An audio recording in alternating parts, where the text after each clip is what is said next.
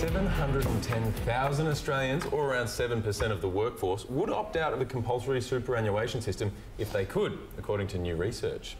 Younger Aussies and those on lower incomes tend to have the lowest opinion of this forced retirement savings that we have here in Australia. For tonight's Taking Stock panel, we're joined by Shivani Gopal, CEO of The Remarkable Woman, and Scott Phillips, Director of Research at The Motley Fool. Guys, welcome to Taking Stock. Thank you. This is something that consumers do often. Do I want this thing now and to have it for me now, or do I want to worry about my future?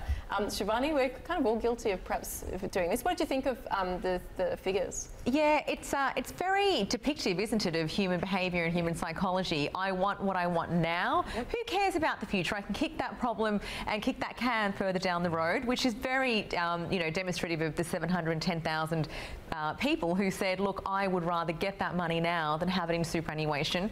And the interesting thing is that if superannuation was an opt-out system, I bet you anything that the number would be a whole lot higher, because more and more people will start to say, well, actually, I don't really want my super, and with best intention, I'm going to go out and I'm going to spend that on health and education and housing.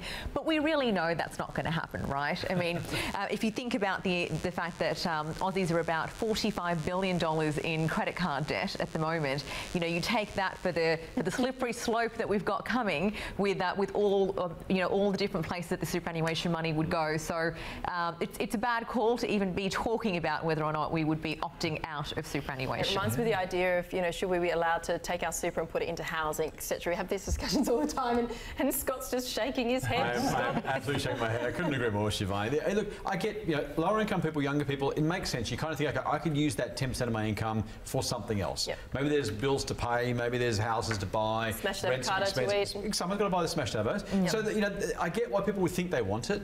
And to Shivani's point, that's exactly the problem is we say, I want now, worry about later. We talked about compounding earlier in the program. It's really, really understandable, but it's exactly why super needs to be ring-fenced and kept away. Remembering, of course, it's paid. We all think about it as our money, right? And politicians are only too happy to tell us that. This is paid for by employers, and it's to be put aside to save the burden on the public purse when we all come to retirement age, when we won't be able to afford the retirements that we otherwise want. So, to some degree, this is not a victimless crime here, right? You take the money out now, someone's got to pay the piper later. It's either less pension, or it's more burden on the tax system, or simply lower services. The problem is the discussion in this current day is that we have been absolutely taken for a ride by the superannuation industry, who has charged us to, the galaxy and back when it comes to fees. And, I guess we haven't asked as many questions as we should have along the way, but I feel like at the moment, this is a broken system that maybe people are right to say, I'll have it now, because other people aren't better at managing than I am. And they'll take their pound of flesh. We know that up to a quarter of superannuation balances by the time you hit retirement can be eaten up with fees in the wrong super fund. And you're exactly right, Brooke. We've seen the Royal Commission for the last how many weeks? We've heard, just continual overcharging, wrongdoing, bad advice, no advice, poor advice. It's been a debacle. I have to say, for what it's worth, if people are watching this, dump your money in industry super fund, keep your costs really, really low, let compounding do the rest. Don't pay more than 1% on the total balance when it comes to fees. This is something that affects women, of course, a lot as well. And Shivani, I know that's a topic passionate to you. It really is, and that's where the scrutiny needs to be. It needs to be on how much money is going into superannuation, how am I managing it, having oversight on that. And of course, we know that out of the Royal Commission, there's been a lot of plights come out and wrongdoing come out around superannuation. But let's think about the fact that women retire on almost half of what men do in retirement, and then let's overlay that with the fact that almost half of Australians are actually reining in the amount they spend in retirement to the amount that's almost equal to or less than the age pension. So they're living below the poverty line just to make sure that their money lasts. So what we need to be looking at is how can we make superannuation last? How can we contribute more to it? Remember, we're also living longer. It's not as though we retire at 65 and we kick the can at 70 or 75. We're actually living a lot longer as well. So we need to make sure that that's where our focus is, and not should we be adding money into super or adding it into housing, because we'll end up spending that money on things that we couldn't even possibly remember. And that's what's hard for women, because not only do you have less money going into super, particularly during childbearing years, but then you also got women living longer than blokes. So you've got both ends of the spectrum. It really is pitched against women, because you've got less money coming in, and more money required over a longer period of time, very much does put women behind the gate. 9.5%, sorry to cut you off, but that you were just making such a good point that I had to jump in. The 9.5% is calculated on about 17% less because, of course, women earn less than men as well. There you go. So the compounding effect is even more devastating for women. So young women would be quite clever, Bramby, to say, I'll take my superannuation, I'll be very savvy, thank you, and I'll do some really smart things with that, and hopefully we're better off in the future. Who knows? Absolutely. I thought it was also interesting that, you know, what started out as a Labor policy is now something that's being more shunned by lower income workers and younger people, and something that higher income people and older Australians are saying, absolutely not, don't take my super away. Yeah. It's an interesting little setup. We could keep talking about that for ages, but we've got something else that we'd like to talk about, which is that we now have the fallout from Black Friday and all the sales and what everybody was spending on. We just spoke to Dragon and Luke before about the headphones and the fact that was a bit of a hot space. But the number one most sold thing, new video game, Red Dead Redemption. Okay, that's probably that's not a huge, you know. I'm not that surprised about it. You can see it here. You know, a lot of people are interested in that. I wouldn't have expected that would be the number one thing for Black Friday sales. Well, it's all about tech, isn't it? I don't know. Well, yeah, true. I thought, category. I thought the really interesting part was what was number two, which was a 94-pack of dishwasher tablets. So that's a close second. That's taking the silver medal from this incredible shoot 'em up. There you go. There it is, 94-pack. So I mean, the item everyone waited all year to get on sale. There it is. That's right. That's right. But it does say a lot, I think, maybe about the state of the consumer at the moment. You've got this pure leisure activity thing that you can't, you know, it's just recreational. You can't really justify that to anyone. And then you've got this incredibly savvy, like, you know, zoom in on what's happening with your household practical. budget. Super practical. Unbelievable. Shivani, I mean, does that kind of just throw you off, or do you go, yeah, that's about right? You know, as much as the video games throw me off, I think that's more of a personal thing, because that's not where I would have been spending my money on a sale.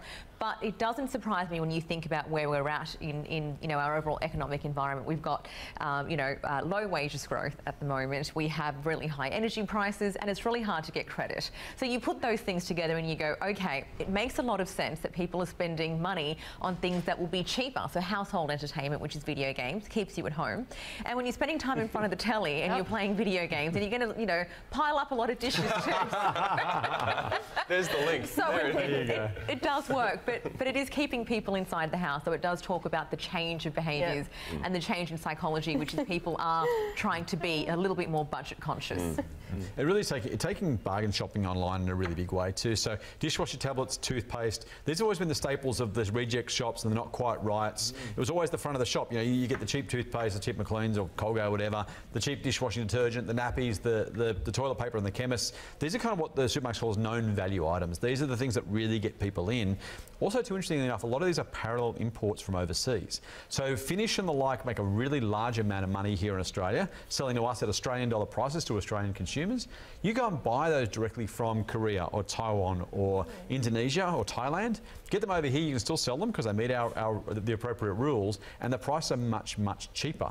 So the parallel import of a lot of these things is why they can sell them so cheaply. And you'll find a lot of these products, particularly from the Kogans and the Amazons of the world, are actually sourced outside Australia at much, much lower prices.